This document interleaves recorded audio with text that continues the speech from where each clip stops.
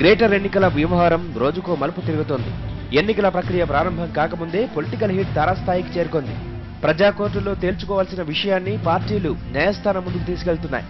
Greater ఎన్నికల షెడ్యూల్ను కుదిస్తూ తెలంగాణ ప్రభుత్వం జారీ చేసిన ఆదేశాలను హైకోర్టు నిలుపుదల చేసింది. గ్రేటర్ ఎన్నికల ప్రక్రియను 15 రోజులకు కుదిస్తూ తెలంగాణ ప్రభుత్వం ఈ మధ్య జీవో జారీ చేసింది.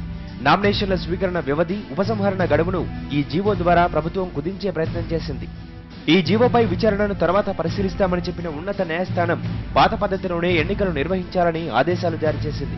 కాంగ్రెస్, బీజేపీ చేసిన వాదనలు, రాష్ట్ర ఎన్నికల సంఘం చేసిన విజ్ఞప్తిని పరిగణలోకి తీసుకున్న హైకోర్టు గతంలో విధించిన జనవరి 31 గడువును సడలించింది. ఇంకా డివిజన్ల ప్రక్రియ ఖరారు కాని విషయాన్ని ఎన్నికల సంఘం హైకోర్టుకు తెలిపింది. దీన్ని పరిగణలోకి తీసుకున్న ఉన్నత న్యాయస్థానం ఎన్నికల నిర్వహణకు అవసరమైన వెసులుబాటును రాష్ట్ర ఎన్నికల సంఘానికి కల్పించింది. దీన్ని బట్టి చూస్తే గ్రేటర్ ఎన్నికలు ఫిబ్రవరి 2వ వారంలో జరిగే అవకాశం కనిపిస్తోంది. మరోవైపు గడువు పెంపు వ్యవహారం ఎవరికి ప్రయోజనం కలిగిస్తుందనేది ఆసక్తికరంగా మారింది. టైం పొడిగించడం వల్ల తమకు ప్రయోజనం కలుగుతుందని విపక్షాలంటున్నాయి. ఇప్పటికే ప్రచారం ప్రారంభించిన తమకు మరింత గడువు దొరికిందని అధికార పక్షం అంటోంది. కోర్టు తీర్పుల నుంచి ప్రజా కోర్టుకు వెళ్లే రాజకీయ పార్టీలకు ఓటర్ దేవుళ్లు ఏం వరమిస్తారో చూడాలి. గ్రేటర్ హైదరాబాద్ మున్సిపల్ కార్పొరేషన్ ఎన్నికలకు సంబంధించిన వివాదం చివరికి కోర్టు జోక్యం చేసుకున్నది. 15 రోజులకు కుదించినందుకు కోర్టుకు వెళ్ళారు. కోర్టు జోక్యం చేసుకుని గడువు ఇచ్చినట్టుగా ఉంది. అయితే ఒకటి శ్రీనివాసరావు గారితో మాట్లాడదాం. శ్రీనివాసరావు గారు చెప్పండి, 15 రోజుల గడువులో ఎన్నికలు జరపాలి అన్న ఒక ఆలోచన ఓ రకంగా చూస్తే మంచిదే కదా. రాజకీయ పార్టీలకు ఇబ్బంది కలగవచ్చు, అది అభ్యర్థులను ఎంపిక చేసుకోవడంలో, ప్రచారం చేసుకోవడంలో ఇబ్బందులు ఉంటే ఉండొచ్చు, కానీ ప్రజలైతే కొంచెం ప్రశాంతంగా ఉంటారు. ఎంత తక్కువ సమయం ఎన్నికల నిర్వహణకు తీసుకుంటే అంత మంచిది అనేది జనరల్గా ఉన్న ఒక అభిప్రాయం కూడా. దాన్ని తెలంగాణ ప్రభుత్వం ఈసారి అమలు చేయాలనుకునే ఒకటేమో అట్లా, అది ఒకటి. రెండవది, ఇప్పటికే చాలా ఆలస్యమైంది. జిహెచ్ఎంసీ ఎన్నికలు జరపాల్సిన గడువు దాటి చాలా కాలం గడిచిపోయింది. చివరికి కోర్టు జోక్యం చేసుకొని జనవరి 31లోగా మీరు ఎన్నికలు పెట్టాలని చెప్పింది. ఆ రకంగానే తెలంగాణ ప్రభుత్వం 15 రోజులకు కుదించింది, ఉత్తర్వులు జారీ చేసింది. దాని మీద కోర్టుకు పోయి ఇది చేసినారు. ఒక రకంగా చూస్తే 15 రోజులు ఇంకెంత తక్కువ కాలం ఎన్నికలు జరిపితే అంత మంచిదేమో అనేది ప్రజల అభిప్రాయం. మీరేమంటారు?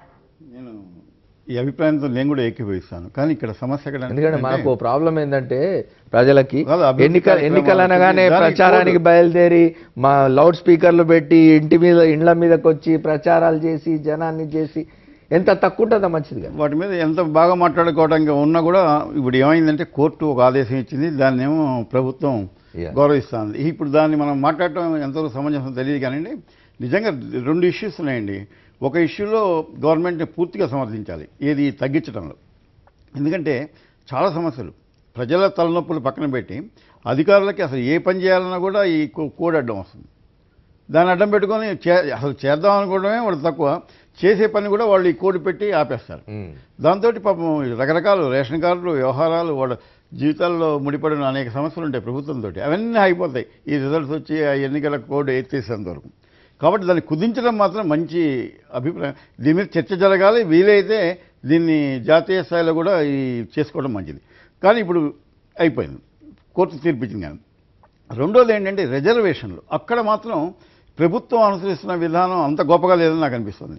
ఎందుకంటే ఈవెన్ గ్రౌండ్ మీద ఎప్పుడైనా పోటీ అనేది ప్రజాస్వామ్యంలో నాకు అనుకూలంగా ఉండాలి, వాళ్ళకి ప్రతికూలంగా ఉండాలంటే న్యాయం సరిగ్గా జరగదు. ఎందుకంటే మీకు ఆ రిజర్వేషన్లు ఇప్పుడు రకరకాల పొత్తులు, జిత్తులు, ఎత్తుల్లో ఎవరు ఏ పార్టీ తరఫున నిలబెట్టాలో తెలియదు, ఏ కాన్స్టిట్యున్సీ అదే ఏది ఎవరికి పోతుందో తెలియదు అనే పరిస్థితిలో వాళ్ళని అలా నెత్తిన గుడ్డేసి కూర్చోబెట్టి కనబడకుండా చేసి డార్క్నెస్లో పెట్టి చేయటం. వాళ్ళకేమో అన్నీ తెలుసు, పైకి ఎన్ని చెప్పినా కూడా మీకేం తెలుసు, మాకేం తెలుసు, మేము కూడా మీ నిర్ణయం గురించి మాకేం తెలియదు అని చెప్పినా కూడా అధికార పార్టీకి ఆ వెసులుబాటు ఎప్పుడూ ఉంటుంది. కొన్ని విషయాలు తెలుస్తుంటాయి వాళ్ళకి. కాబట్టి ఆ ఒక్క విషయంలో మనం అంత గట్టిగా వాళ్ళు సమర్థించలేం. కానీ ఇది మాత్రం ఈ కుదించడం మాత్రం చాలా మంచి పద్ధతి అనుకున్నాను. దురదృష్టం సరే హైకోర్టు నిర్ణయం తీసుకుంది, గౌరవిస్తానని ప్రభుత్వం తర్వాత మనకి దాని కూడా ఎక్కువ రోజులు ఏం లేవులేండి. 31 ఫిబ్రవరి 9 వరకు గడువు ఇచ్చినట్టుగా ఉంది. మనం ఏదైనా ఒక 15 రోజులు అనుకున్నది, వారం రోజులు 10 రోజులు అనుకున్నది, ఇంకొక 15 రోజులు వెనక్కిపోయింది. అసలు అన్నిటికంటే ముందు నేను ఒక చిన్న అంటే ఒక ఏంటంటే ఇది ఊరికే పాలక పక్షాల మీద, ప్రభుత్వాల మీద ఆధారపడి ఎన్నికలు జరగకూడదండి. ఇవాళ కాదు, ఇప్పుడు కేంద్ర ప్రభుత్వం ఉంటుంది, రాష్ట్రాల్లో ఎన్నికలు పెట్టాలంటే వాడ పెత్తనం. మనం చూసాం కదా, ఒకసారి చంద్రబాబు నాయుడు గారు ప్రభుత్వాన్ని గడువు కంటే ముందే చేసేసరికి ఎన్నికలని. వాళ్ళు పెట్టకపోయేసరికి ఎంత ఇబ్బందులు పడాల్సి వచ్చిన పరిస్థితి వచ్చింది 6 నెలలు ఎంత బయటికి పోయేసరికి. Yes. కాబట్టి అది ఇది ఒక స్టాండర్డ్గా ఇప్పుడు అమెరికా అధ్యక్షుడు ఎన్నిక జరుగుతుందండి. పలానా టైం అంటే పలానా టైం, పలానా ముహూర్తం అంటే పలానా టైంకి ప్రమాణ స్వీకారం కూడా అయిపోతుంది. అలా ఒక నిర్దిష్టమైన గడువులో అది జిహెచ్ఎంసీ ఎన్నికలు కావచ్చు, శాసనసభ ఎన్నికలు కావచ్చు, పార్లమెంట్ ఎన్నికలు కావచ్చు, ఒక పద్ధతి తీసుకురావాలి. ఇప్పుడు ఒకటి శ్రీనివాసరావు గారు, పార్లమెంటు అసెంబ్లీ ఎన్నికలకు అది ఉన్నది, 5 ఏళ్లకోసారి ఖచ్చితంగా చేయాలి గడవాలి, కానీ గడువు జరగట్లా. దాటకూడదు. కానీ స్థానిక సంస్థల దగ్గరకు వచ్చేసరికి అది జరగడం లేదు, చాలా డిలే అవుతుంది. ఒక్కోసారి మీకు గుర్తుండుంటుంది, ఉమ్మడి ఆంధ్రప్రదేశ్ రాష్ట్రంలో గతంలో దశాబ్దాల తరబడి స్థానిక సంస్థల ఎన్నికలు జరిగిన అంజయ్ గారి పుణ్యమాన్ని అప్పుడు గ్రామ సర్పంచులకు చేయించగలిగారు. చూసాం మనం. అది ఎన్నాళ్ళు బట్టి పంచాయతీలు ఎంత కాలం పెండింగ్ లో ఉంది. ఎప్పుడు స్పెషల్ ఆఫీసర్ల పరిపాలన మగిన రోజున మనం చూస్తున్నాం. కానీ నేను చెప్పేది ఏంటంటే 5 ఏళ్ల గడువు ఉన్నప్పటికీ అది 6 నెలలు 3 నెలలు అటు ఇటు అవుతున్నారు. అట్లా కాకుండా నిర్దిష్టమైన తేదీల్లో వాటమే ఏది ఉన్నా సరే, మీరు ఏదో గట్టిగా వర్షాలు పడ్డాయంటే పోస్ట్పోన్ చేస్తున్నారు, కరువు వచ్చిందంటే పోస్ట్పోన్ చేస్తున్నారు. మీకేంటి సంబంధం? అమెరికా అధ్యక్షుడు ఎన్నికలు మనకంటే పెద్ద గొప్ప దేశం కాదు, వాళ్ళు చేయగలుగుతున్నప్పుడు, అంత ప్రజాస్వామ్య దేశం, వాళ్ళు అన్ని వందల సంవత్సరాలు బట్టి చేస్తున్నప్పుడు మన దగ్గర ఎందుకు చేయరు? చట్టాన్ని ఆ విధంగా సవరించి కరెక్ట్గా నిర్దిష్టమైన గడువులో కింద నుంచి పైదాకా సర్పంచ్ నుంచి రాష్ట్రపతి దాకా ఒక పద్ధతిలో జరగాలి. రైట్. మనం మిగతా పెద్దలతో కూడా మాట్లాడదాం. దయాకర్ చెప్పండి, అంటే ప్రతిపక్షాలకు ఇబ్బంది కలుగుతూ ఉండొచ్చు, కానీ తక్కువ సమయం, ఎన్నికల మొత్తం ప్రక్రియకు తక్కువ సమయాన్ని నిర్ణయించడం అనేది ఒక మంచి సంప్రదాయమైన కాదా? ఎన్నికల సంస్కరణల మీద చర్చ వచ్చినప్పుడు అసలు విదేశాలు పాటిస్తున్నట్టు మనం పాటించాలని ఒక చర్చ సర్వత్రా వినపడుతుంది.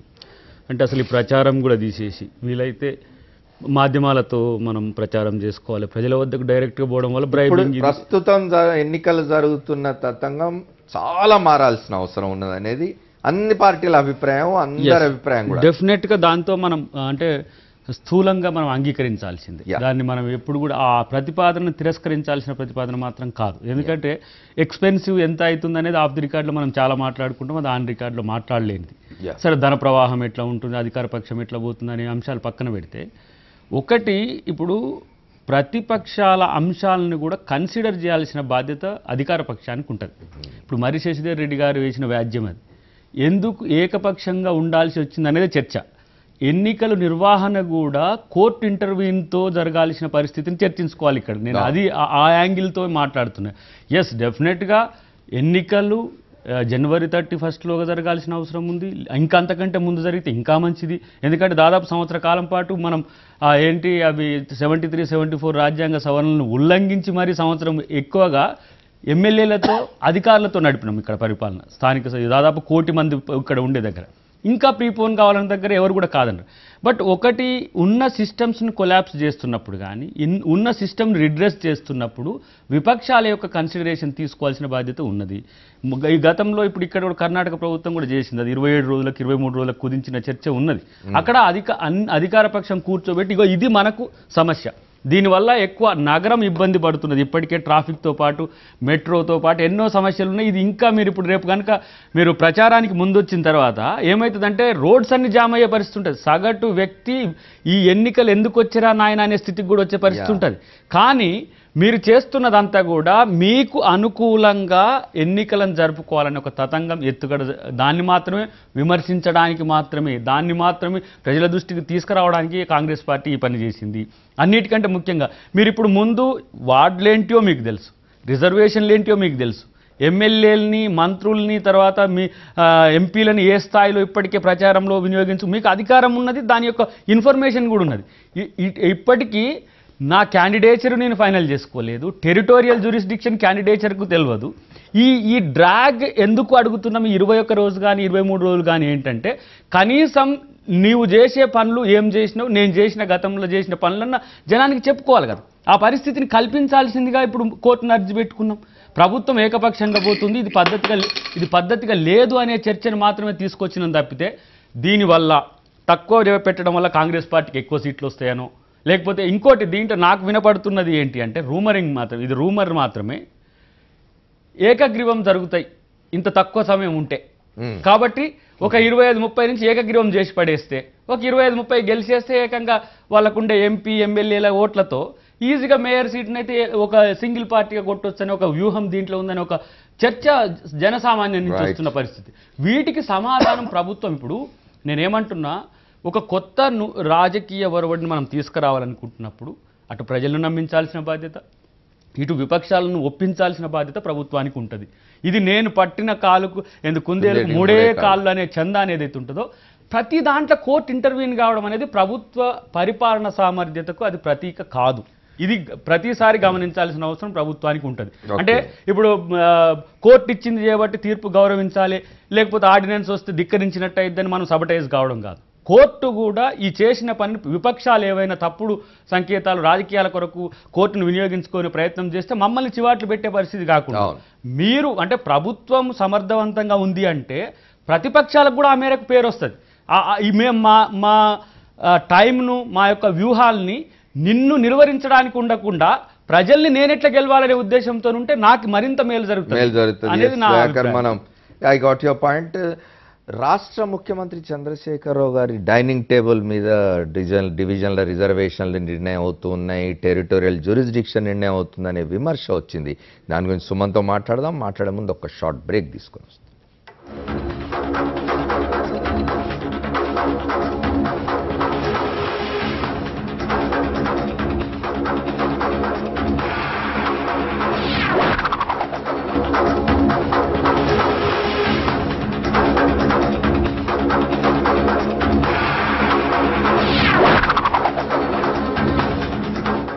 Welcome back to the fourth estate. మనం జిహెచ్ఎంసీ ఎన్నికల గురించి మాట్లాడుకుంటున్నాం. మనతో ప్రకాష్ రెడ్డి గారు కూడా జాయిన్ అయినారు, భారతీయ జనతా పార్టీ నాయకులు. ప్రకాష్ రెడ్డి గారు, మీరు రాకముందు మేము మాట్లాడుకుంటుంది ఏంటంటే వీలైనంత ఏ ఎన్నికైనా సరే, అది గ్రామ పంచాయతీ నుంచి మొదలుపెట్టి పార్లమెంట్ దాకా ఏ ఎన్నికైనా సరే ఎన్నికల ప్రక్రియ అనేది షెడ్యూల్ ప్రకటించి నోటిఫికేషన్ ఇష్యూ అయ్యి క్యాండిడేట్ల నామినేషన్లు, ప్రచారము, పోలింగు, కౌంటింగ్ వీటన్నిటికీ కలిపి ఎంత తక్కువ సమయం ఉంటే అంత మంచిది ప్రజలకు అనేది మామూలుగా మాట్లాడుకుంటున్న క్రమంలో ఈ జిహెచ్ఎంసీ ఎన్నికల విషయం కూడా వచ్చింది. అయితే సంవత్సరం డిలే జరిగింది. చివరికి కోర్టు ఆదేశాల మేరకు ఎన్నికలు జరపాల్సి వస్తున్నది.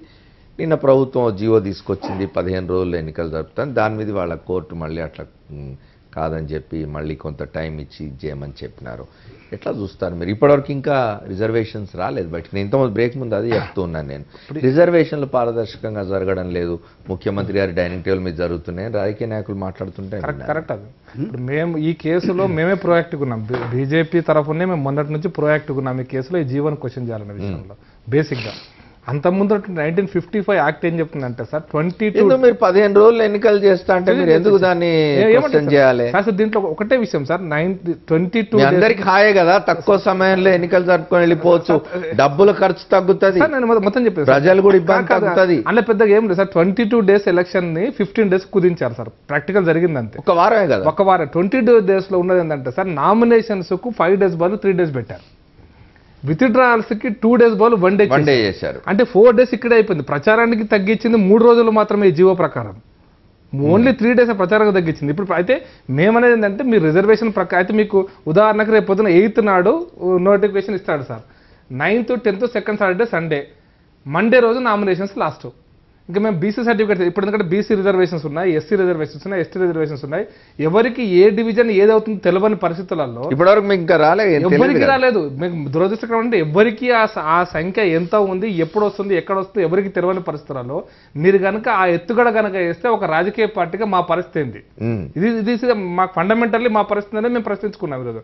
అంటే ఆ ఎత్తుగడ జరుగుతుంది అనేది ఊహాగానాలు వచ్చినాయి. 8th నాడు సాయంత్రం నోటిఫికేషన్ వస్తుంది, 9th, 10th second Saturday Sunday, కాబట్టి రెవెన్యూ డిపార్ట్మెంట్ పనిచేయదు. 11th నాడు పొద్దున బీసీ సర్టిఫికేట్ల కోసం, ఎస్సీ సర్టిఫికేట్ల కోసం మేమంతా మా అభ్యర్థులు తిరుగుతూ ఉండాలి. ఇంకా అయిపోతుంది, మా కాలం గడిచిపోతుంది. సో యునానిమస్ కొంచెం తెచ్చుకోవచ్చు.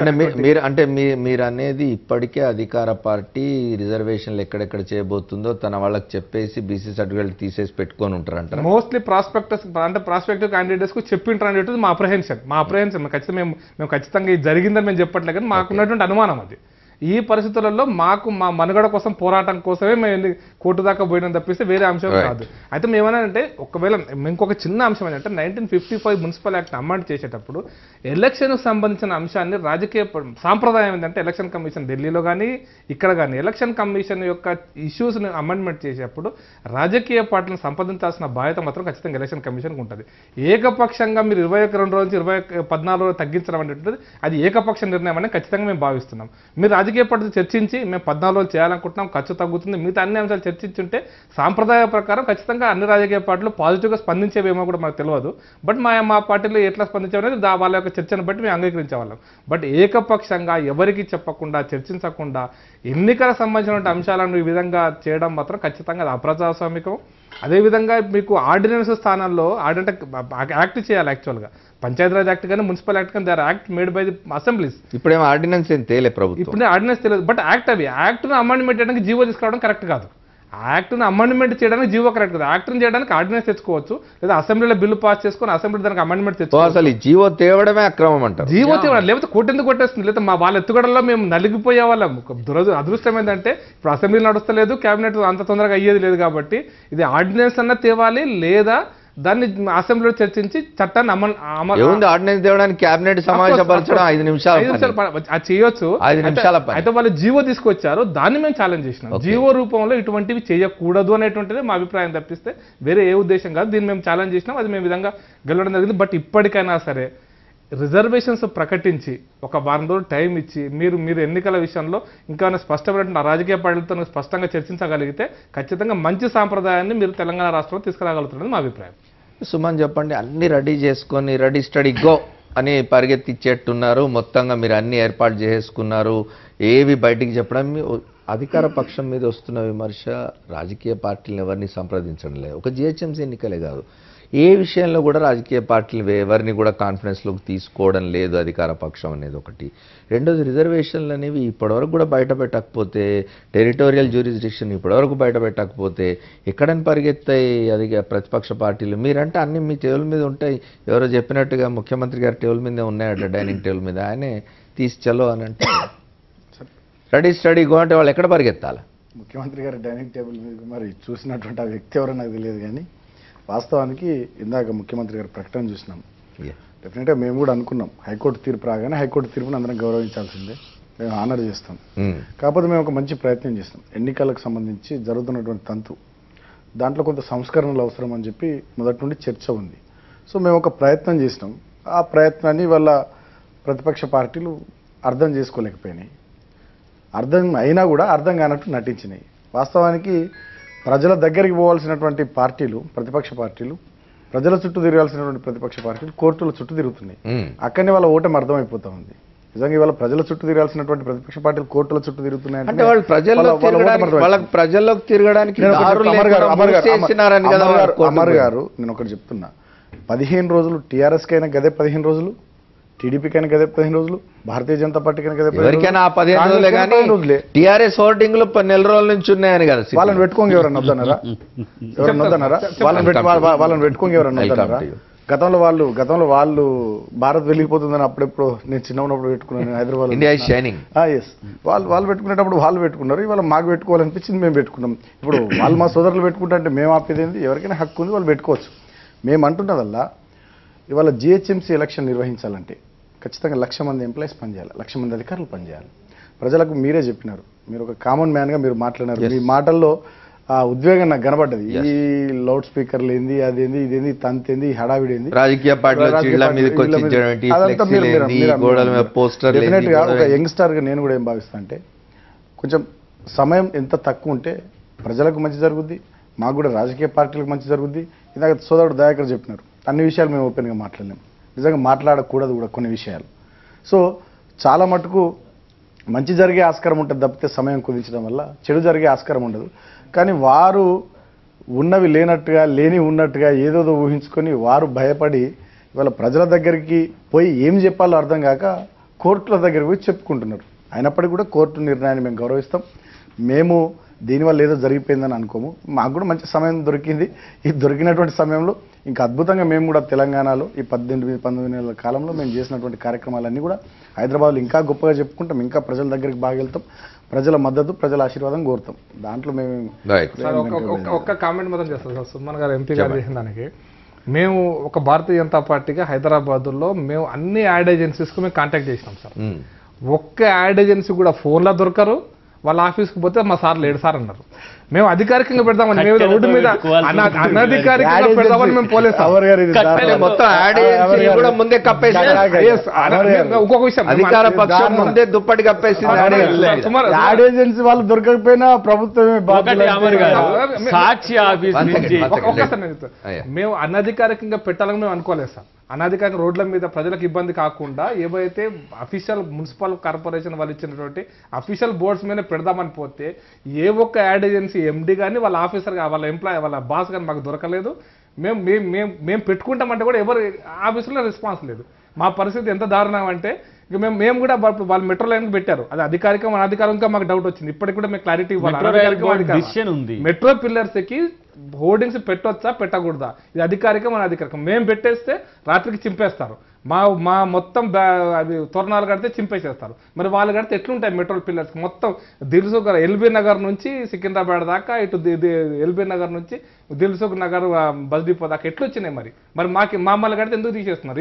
ఇది మీరు ఆలోచించాలి, ప్రజలు కూడా ఆలోచిస్తున్నారు దాని గురించి. సుమన్, యాడ్ ఏజెన్సీస్ మేనేజ్ చేశారా ప్లీజ్? మాకు అంత కర్మ మాకు అవసరం లేదు, అంత కర్మ మాకు పట్టలేదు. డెఫినెట్ ఇప్పుడు మేము చేస్తున్న పనులు చెప్పుకోవాలనుకున్నాం. ప్రతిపక్షాలు సహజంగానే మేమేం చేస్తామో చెప్పే ప్రయత్నం వాళ్ళు చేస్తారు. ప్రతిపక్షాలకు యాడ్ ఏజెన్సీలు ఎందుకు అందుబాటులోకి రావడం? అది యాడ్ ఏజెన్సీలు ప్రతిపక్షాలు వాళ్ళకి సంబంధించి వాళ్ళు మాట్లాడుకోవాల్సినటువంటి విషయం. మీరు నన్ను దాంట్లోకి లాగితే నేను ఒక్కటి మాత్రం చెప్పాలి. వల్ల ఎన్ని బహుశా ప్రశ్న జనార్దన్ రెడ్డి గారిని అడగాలేమో, జిహెచ్ఎంసీ కమిషనర్. ఎన్ని హోర్డింగ్స్ పెట్టినా గతంలో ఇండియా ఇస్ షైనింగ్ అని వికారం రాలే, పోయింది. ఇవాళ మేము కూడా ఎన్ని హోర్డింగ్స్ పెట్టినా, ఇంకెన్ని ఫ్లెక్సీలు కట్టినా ఏం చేస్తాం, ఖచ్చితంగా మేము మంచి చేస్తున్నామని చెప్పి ప్రజలు భావిస్తే మాకు ఓట్లు ఇస్తారు. మేము సరిగ్గా పని చేస్తలేమనుకుంటే ప్రజలు మమ్మల్ని ఓడగొడతారు, దాంట్లో తప్పేముంది? ఖచ్చితంగా ఇవాళ మీరు కూడా భారతీయ జనతా పార్టీగా కేంద్ర ప్రభుత్వం హైదరాబాద్కి ఏం చేసింది, తెలంగాణకి ఏం చేసిందో మీరు చెప్పుకుంటూ పోతే ప్రజలు నమ్మితే మీకు ఓట్లేస్తారు. కాంగ్రెస్ ఇప్పటికైనా ఏం చేస్తుందో వాళ్ళు చెప్పుకుంటే వాళ్ళకు ఓట్లేస్తారు. మేము ఇప్పటివరకు ఏం చేస్తున్నాం మేము చెప్పుకునే ప్రయత్నం మేము చేస్తూ ఉన్నాం. ఇక దాంట్లో కూడా మమ్మల్ని తప్పుపట్టుడు కాకుండా ఇప్పటికైనా మా సోదరులను నేను కోరుతా ఉన్నా, ఈ కోర్టుల చుట్టూ తిరిగే బదులు, ఈ యాడ్ ఏజెన్సీల చుట్టూ తిరిగే బదులు ప్రజల చుట్టూ తిరిగండి, ఏమన్నా కొంత ప్రయోజనం ఉంటుంది. ఇప్పుడు ఎలక్షన్స్, వాటికి ప్రజల తీర్పు, ఇదంతానేమో ఒక ఎత్తు. ఇది ఎవరు ప్రజలు టీఆర్ఎస్ను యాక్సెప్ట్ చేస్తే టీఆర్ఎస్కి ఇస్తారు, కాంగ్రెస్ అయితే కాంగ్రెస్ అంటున్నది ఏంటి అంటే, మీరు 2011 రిజర్వేషన్ బేస్ చేసుకున్నారా, సెన్సెస్ని తీసుకున్నారా, 91 తీసుకున్నారా, మీరు చేసిన సమగ్ర సర్వేని తీసుకున్నారా, ఇవన్నీ యాంబిగ్విటీ ఉంది కదా. ఇప్పుడు నేను ఎందుకు ఈ డ్రాగ్ను కోరుకుంటున్నా, ఎలక్షన్లో నిన్ను మించలేనేమో, అభివృద్ధి కార్యక్రమాల్లో నిన్ను మించలేము కాదు, అభివృద్ధి కార్యక్రమాల్లో నిన్ను మించలేనేమో, యంత్రాంగంలో నిన్ను మించలేనేమో, రేపు ప్రజల్లో ప్రజాభిమానం చురగొనడంలో నిన్ను మించలేను. కానీ నా రైట్ను వైలేట్ చేసే హక్కు నీకు లేదు కదా. ఇప్పుడు జీవో ప్రభుత్వాన్ని మొట్టెకాయలేసిందో, ప్రభుత్వాన్ని నినదించింది ఏంటి, మీరు యాక్ట్కు జీవో తీసుకురావడం సరికాదు అన్నారు. రేపు మీరు ఇమీడియట్గా క్యాబినెట్ మీటింగ్ పెట్టేసి మళ్ళీ దాని రెజల్యూషన్ యాక్ట్గా పెడితే అది పెద్ద అది రాటిఫై అవుతుంది. జీవో ఇల్లీగల్గా ఉంది అనేది అంటే అధికార దుర్వినియోగం ఎట్లా చేస్తున్నారు మీరు అనేది మేము చర్చకు పెట్టినాం. అట్లా చేయకండి. నేనేమంటున్నా 15 రోజులైతే నేను అంటున్నా నాకు నచ్చిన ప్రకారం నాకే మంచిది. ఎందుకు అని అంటే నేను ఇంత ఇన్వెస్ట్మెంట్స్ పెట్టలేను, నా క్యాండిడేట్ చాలా పూర్గా ఉన్నారు, నీ అంత ఏది అధికారంలో లేను, నేను చాలా వీక్గా ఉన్నా, నాకు ఎంత తక్కువ అయితే నా క్యాండిడేట్ అంత తక్కువ ఖర్చు పెట్టుకునే అవకాశం కూడా ఉంది. But at the same time వ్యవస్థలను కొలాప్స్ చేసే హక్కు ప్రభుత్వానికి, ప్రభుత్వంగా నువ్వు స్పందించాల్సిన తీరు ఇది కాదు అనేది చర్చ.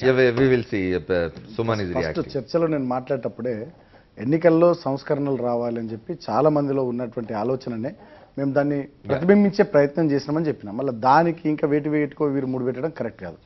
సో ఇవాళ ప్రజలంతా కోరుకుంటున్నది, అధికారులు కోరుకుంటున్నది, వ్యవస్థలు సక్రమంగా జరగాలంటే ఎక్కువ టైం డిలే కావద్దంటే షార్ట్ పీరియడ్లో షార్ట్ స్పాన్లో ఎలక్షన్ జరిగిపోతే మంచిది అనేటటువంటి అభిప్రాయాన్ని ప్రజల అభిప్రాయాన్ని, మేధావుల అభిప్రాయాన్ని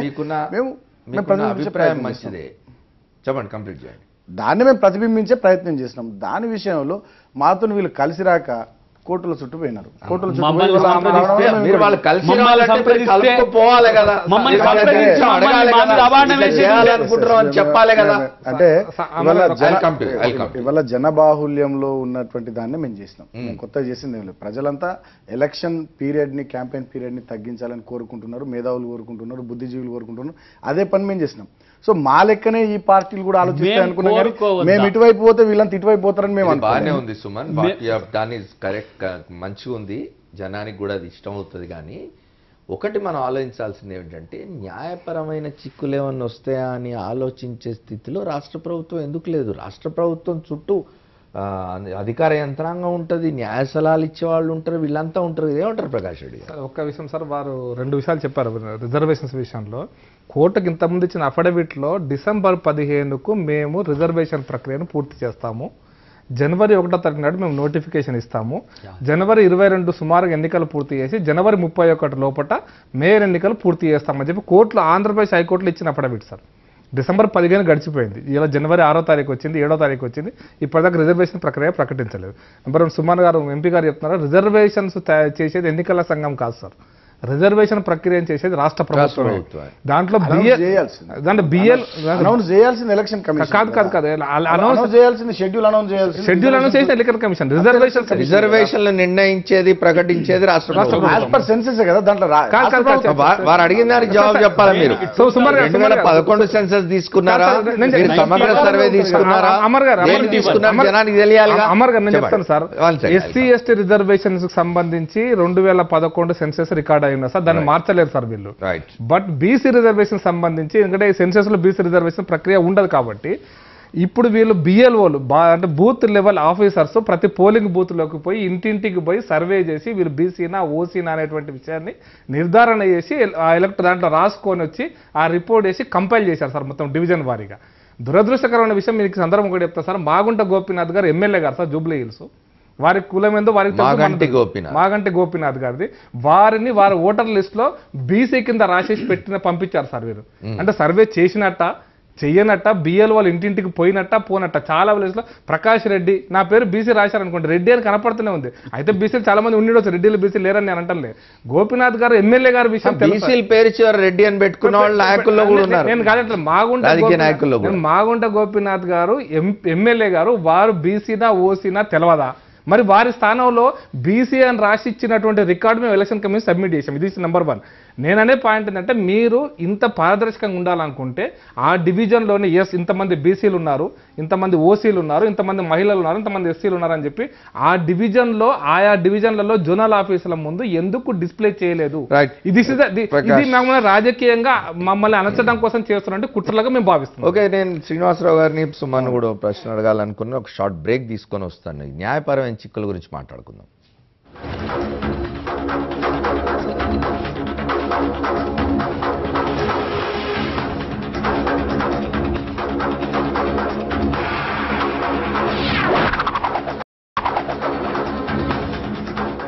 welcome back to the 4th estate. ఎట్టకేలకు జిహెచ్ఎంసీ ఎన్నికలు జరగబోతున్నాయి. ఆదివారంలోగా నోటిఫికేషన్ ఇష్యూ చేస్తామని చెప్పి ఎన్నికల సంఘం కోర్టుకు తెలిపింది, హైకోర్టుకి.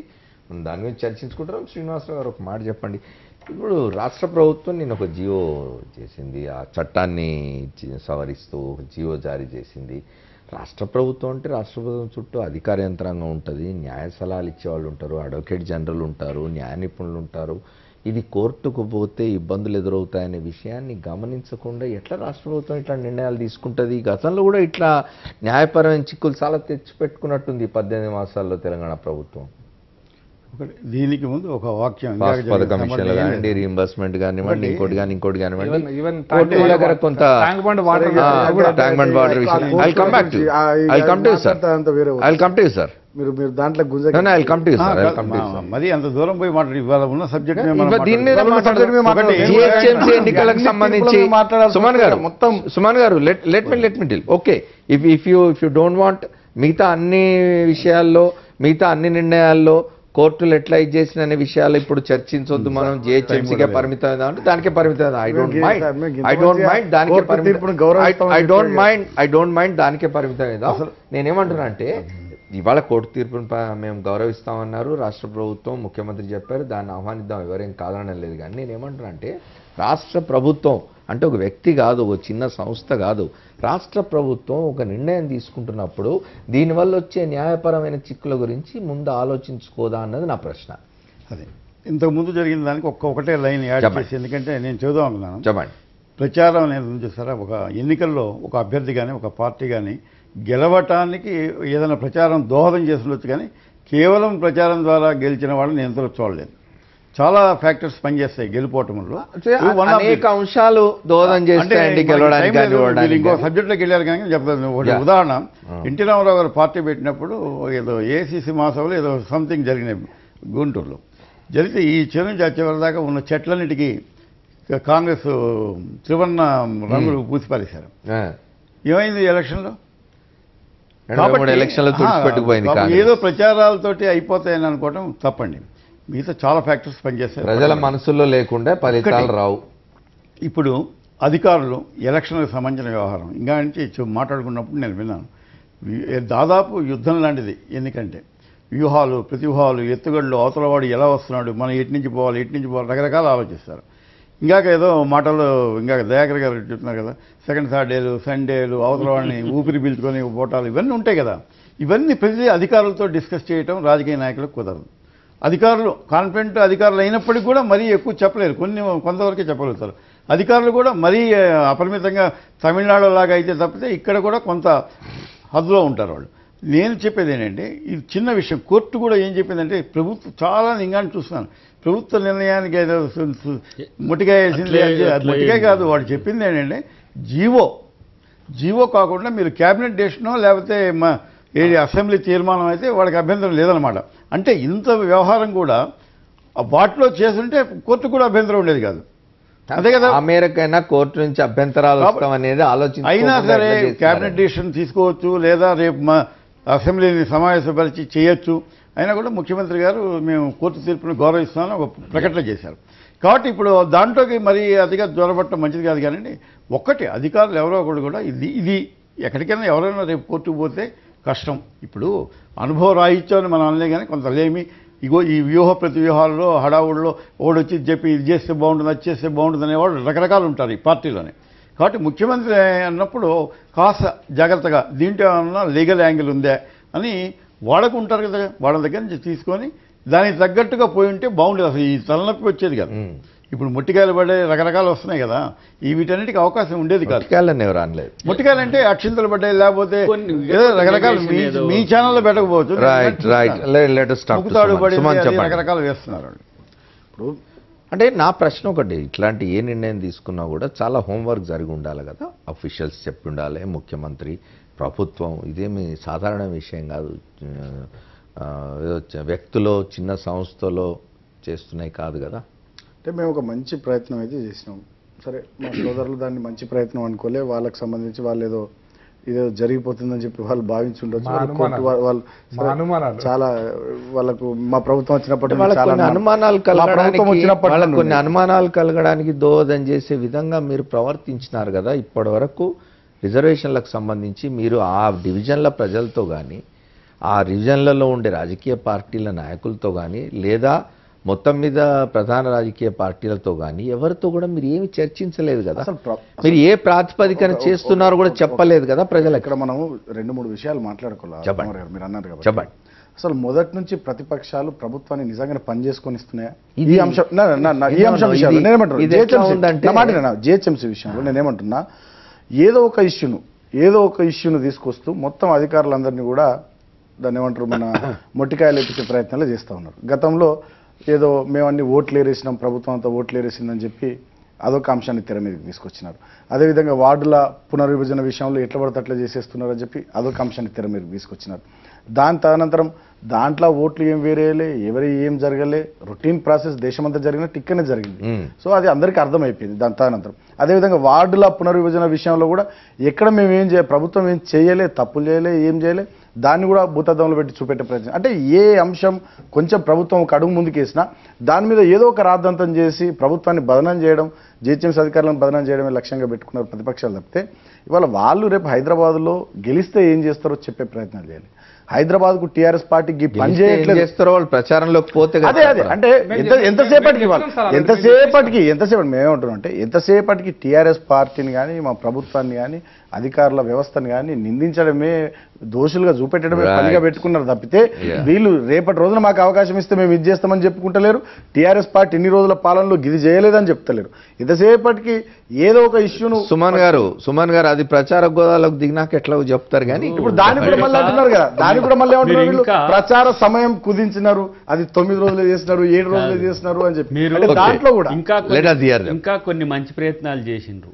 3 మండలాలుగా మార్చాలని, ఏది ఓల్డ్ సిటీని ఒక జోన్గా, సైబరాబాద్ని ఒక జోన్గా.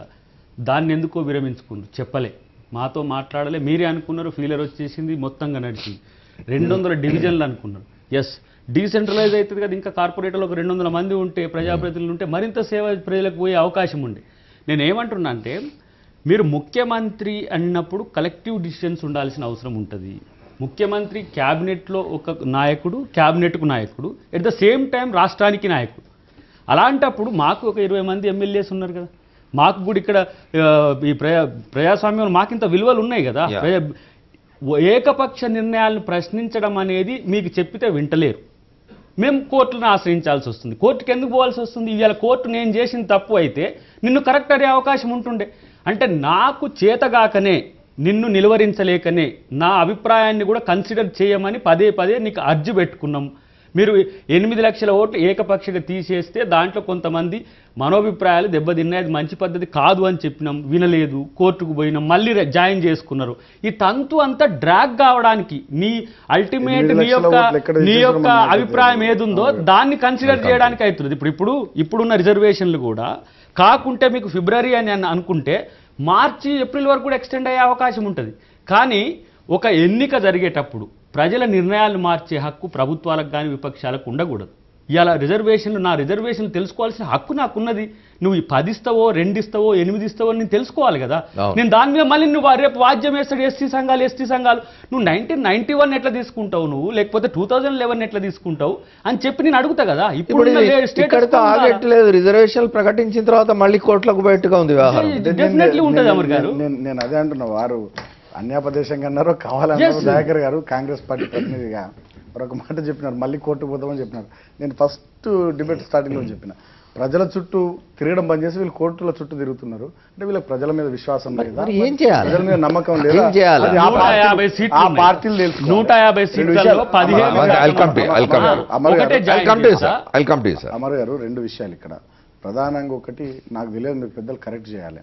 రిజర్వేషన్లకు సంబంధించిన అంశం, రిజర్వేషన్ల ప్రకటన ఎలక్షన్ షెడ్యూల్తో పాటు వెలువడతా, లేకపోతే దానికన్నా ఒక 1 నెల రోజుల ముందు, 2 నెలల ముందు వెలువడుతుందో అంటే ఈ ఎలక్షన్కి సంబంధించి నాకు ఐడియా లేదు, అది మీరు చెప్పాలి ఒకటి. రెండోది, ఎంతసేపటికి ఇప్పటికి కూడా వారు మాట్లాడుతున్నది మళ్ళా కోర్టును ఆశ్రయిస్తారు, కోర్టుకు పోతాం అంటే ఎంతసేపు ఎవరైనా పోవచ్చు అన్నమాట. ఎంతసేపు కోర్టు అనేది కాకుండా అదేదో ప్రజా కోర్టులకు పోదాం పదండి, ప్రజా కోర్టులో తెలుసుకుందాం. అంతిమంగా ప్రజల నిర్ణేతలు కదా. ఆ విషయంలో మీరు ప్రజల దగ్గరికి రావడానికి మీరు ఎందుకు భయపడుతున్నారు? ప్రజల ముందుకు రావడానికి మీరు ఎందుకు భయపడుతున్నారు? ప్రజల దగ్గర పోదాం. ఎంపైర్ మీరు అమర్ గారు కోర్టు గీసే బాధ్యత మీకు ఇచ్చిండ్రు. నాకు గింతంత పెట్టి వచ్చి టపిక్ మన కొట్టి అవుట్ చేసిపోయి నువ్వు పాయింట్ తెచ్చుకుంటా అంటే ఎట్లా? నువ్వేమో విశాలమైన ఆట కేంద్రం క్రియేట్ చేసుకున్నావు. దయాకర్ గారు ఒక విషయం చెప్పారు, 200 డివిజన్స్ చేస్తామని చెప్పి ముందు హైకోర్టుకి ఇచ్చారు, మాకు ఎవరికి చెప్పలే. రాజకీయ పార్టీలు కూడా హైకోర్టుకి చెప్పారు. ఎందుకు విత్డ్రా చేస్తున్నారో ఇప్పటిదాకా హైకోర్టుకి చెప్పలే. మాకు చెప్పిన 200 డివిజన్ చేయబోతున్నాం కాబట్టి ఆలస్యం అవుతుంది, కాబట్టి ఎన్నికలు ఆలస్యం అవుతుంటే మాకు సమయం ఇవ్వండి అని హైకోర్టుని అడిగారు. ఒక పిల్లు వేసిన తర్వాత ఎందుకు తగ్గించారో మళ్ళీ చెప్పలే. అది అయిపోయింది, అక్కడికి ఆ కార్యక్రమం అయిపోయింది. ఈ డివిజన్స్ రీఆర్గనైజ్ చేసేటప్పుడు మామూలు